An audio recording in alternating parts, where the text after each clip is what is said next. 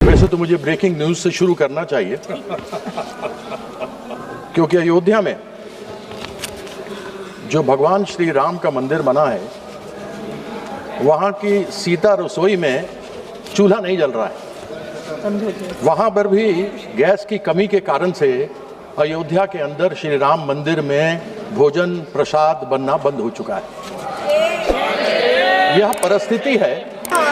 अभी माननीय मंत्री जी ने कहा कि अंतर्राष्ट्रीय संकट है। मैं मानता हूं अंतर्राष्ट्रीय संकट है,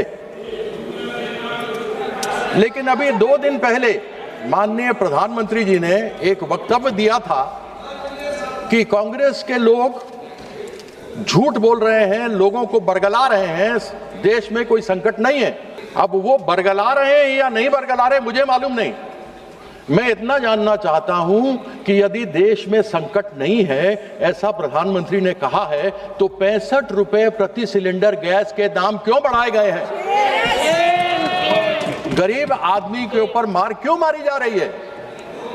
इस विषय के ऊपर सरकार में कोई जवाब देने को तैयार नहीं। आदरणीय जो मुझसे पहले सत्ता पक्ष की तरफ से बोल रहे थे कि सोने के दाम बढ़ रहे हैं। अरे सोने के दाम से मुझे क्या मतलब? मुझे तो मतलब उस गैस सिलेंडर से है जो गरीब आदमी तक के घर तक में जाती है और उसके घर का चूल्हा जलता है। ऐसी परिस्थिति में मैं क्या कहूं, मुझे समझ नहीं आता। और साथ ही साथ तो मैं यहाँ सभी लोग बैठे हुए हैं, सब जानते हैं और ये पूरा सदन जानता है कि हमारे माननीय प्रधानमंत्री जी का जो सोच है वह आविष्कार के बारे में सोचते हैं। और यदि जो 2017 में प्रधानमंत्री जी ने कहा था, यदि उसको यह सरकार मान लेती, रिसर्च एंड डेवलपमेंट कर देती, यदि सप्लीमेंट्री बजट नहीं अगर मेन बजट में भी पैसा दे देती, तो आज गटर गैस से वो सारी कमी पूरी हो सकती थी जिस गटर गैस के बारे में प्रधानमंत्री जी ने बात किया। सब घर के नीचे गटर है, सब गटर में डालो। कैसे बताया था, पाइप डाला, कैसे बर्तन उल्टा किया, छेद किया और उसमें से निकलता तो पैसा भी बचता। इतना हमें आयात करने की आवश्यकता नहीं पड़ती। अब यह तो सभी जानते हैं कि यहाँ पर डीएमके के लोग भी बैठे हैं, यहाँ तेलंगाना से भी कांग्रेस के लोग भी बैठे हुए हैं, केरला के भी लोग बैठे हैं लेफ्ट के। बंगला विरोधी ही केवल यह सरकार नहीं है। जहां 21 राज्यों में इनकी सरकार है, चाहे अपनी हो या मिलीजुली एनडीए की हो, वहां पैसा पूरा केंद्र का शेयर मिलता है, लेकिन इन 4 राज्यों में नहीं मिलता क्योंकि कहते हैं यूटिलाइजेशन सर्टिफिकेट नहीं मिला है। ये बोलते हैं हमें उपयोगिता प्रमाण पत्र चाहिए, यानी यूटिलाइजेशन सर्टिफिकेट। इनको यूटिलाइजेशन सर्टिफिकेट दी गई, यूटिलाइजेशन सर्टिफिकेट दे देते हैं, उसके बाद ये जवाब नहीं देते, 6 महीने के बाद कुछ और कर देते हैं। और आज ये खड़े हुए इन्होंने जिस प्रकार से बंगाल के लोगों को दबाने का प्रयास किया है, एक चीज समझ लें कि बंगाल के लोग डरने वाले और दबने वाले नहीं हैं। पहले भी मुंह की एक 2021 में खाई थी, 2026 में भी खाने वाले हैं। और मैं आशा करता हूं कि चीफ इलेक्शन कमीशन को भी इन्होंने पैसा कुछ दिया होगा, क्योंकि सुप्रीम कोर्ट ने कहा है कि कुछ रिटायर्ड जजेस को लगाओ और पैसा आप दो। तो उसके अंदर अब आप मुझे बताइए कि मनरेगा इस्तेमाल, जिसका नाम इन्होंने बदल दिया, वह मनरेगा गरीबों के लिए योजना है। उसके माध्यम से गरीब आदमी कम से कम 100 दिन की रोजगार की बात होती है, उसके अंदर उसको पैसा मिलता है, वो कमाता है और जो कुछ होता है उससे अपना घर का पालन पोषण करता है। पश्चिम बंगाल में 2022 से लेकर आज तक 52,000 करोड़ रुपया मनरेगा के अंतर्गत नहीं दिया। मजदूरों का पेट इन्होंने मारने का प्रयास किया, उन लोगों को खत्म करने का प्रयास किया। लेकिन ये हमारी सरकार है, जहां नाम आपने तो बदला, लेकिन हमने महात्मा गांधी का नाम रखा और श्रम श्री को महात्मा श्री कार्यक्रम के अंतर्गत चालू किया। इन 4 सालों में 100 करोड़ दिन लोगों को काम दिया, जिसमें 78 करोड़ पीपल खाताधारियों को लाभ हुआ है। आपने तो प्रयास कर लिया, कितने भी तो कर ले सितम, हंस हंस के नहीं सहेंगे हम। चलो उसका बाबू मत बोलो, फिर तुम्हारे बारे में बोलेंगे। उस दिन गिरिराज के बारे में बोले थे, फिर तुम्हारे बारे में बोलना पड़ेगा। मत बोलो बेटा, मत बोलो, बेटे की तरह हो, मत बोलो, मत बोलो। हाँ, दादा की तरह। अब आपने कहा था प्रधानमंत्री आवास योजना ग्रामीण 2022 तक सबको घर मिलेगा। अब 2047 तक चला गया। मुझे मालूम नहीं भैया 2047 में से हम लोगों में से कितना जिंदा रहेंगे, मुझे अपने बारे में तो मालूम नहीं, बाकियों के बारे में नहीं कह सकता हूं, लेकिन तब कौन देखेगा मिले कि नहीं मिले। आपने यानी इस बंगला विरोधी सरकार ने 2022 से लेकर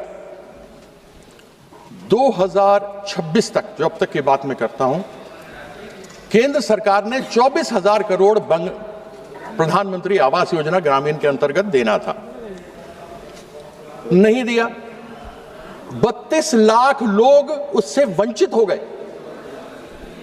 यानी कि 2022 में जो छत मिलना था, जो 2047 तक चले गए, वह नहीं मिला हमें। उसकी यूटिलाइजेशन सर्टिफिकेट तब तक 2022 तक की दी गई है, लिस्ट दे दिया गया, आपत्ति उठाई, आपत्ति के बाद जवाब दे दिए गए, लेकिन 24,000 करोड़ रुपया नहीं दिया। हम ये जानना चाहते हैं कि इस प्रकार का सौतेला व्यवहार करने का क्यों प्रयास रहता है। अब सर्व शिक्षा अभियान का बात कर लेते हैं। अब आजकल तो अधिकतर आप देखिए तो मोस्टली जितने लोग यहां भी जानने वाले बैठे हैं, अधिकतर तो ज्ञान व्हाट्सएप यूनिवर्सिटी से ही मिलता है। आजकल नया यूनिवर्सिटी आ गया है, गलगोटिया यूनिवर्सिटी। आजकल तो लोग ज्ञान वहीं से ले रहे हैं। अब थोड़ी सी केंद्र सरकार पे आ जाता हूं। एनएच जाता है, बंगाल में जितने भी एनएच है, वैसे तो एक बार माननीय अश्विनी वैष्णव जी हैं, मैंने उनसे प्रश्न पूछा कि आपने अमृत भारत स्टेशन स्कीम के अंतर्गत पश्चिम बंगाल में 101 स्टेशन को क्रमित करने का लक्ष्य दिया था, लेकिन 2023 से 2026 3 साल हो गए, केवल 3 हुए हैं। तो मैंने उनसे ये प्रश्न पूछा, माननीय मंत्री जी हैं, सभा में हैं, संभवतः जो सभापति थे क्योंकि हल्ला हो रहा था वो सुन नहीं पाए कि उनका जवाब। मैंने उनसे पूछा था लंदन, वो बात कर रहे थे Tokyo, looking London talking Tokyo. कहने लगे यहां ऐसे नहीं हुआ, वहां ऐसे नहीं हुआ। अरे ये बताइए ना, 101 में केवल 3 क्यों हुए? उसका जवाब नहीं था। अब मैं इसके अंदर क्या उनसे पूछूं?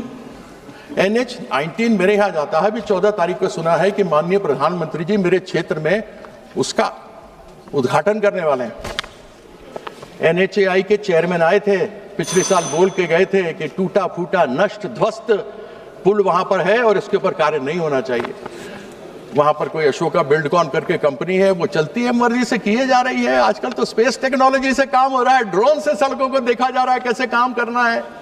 उसी प्रकार से पालसित और दानकुनी, वहां का पूरा का ब्रिज नीचे गिर गया और इन सबों का जा रहे हैं माननीय प्रधानमंत्री जी। मुझे बड़ी प्रसन्नता है, कुछ तो मिल गया एक बार फिर से इनके बारे में बोलने के लिए। जितना कुछ कहना था वो तो कह दिया।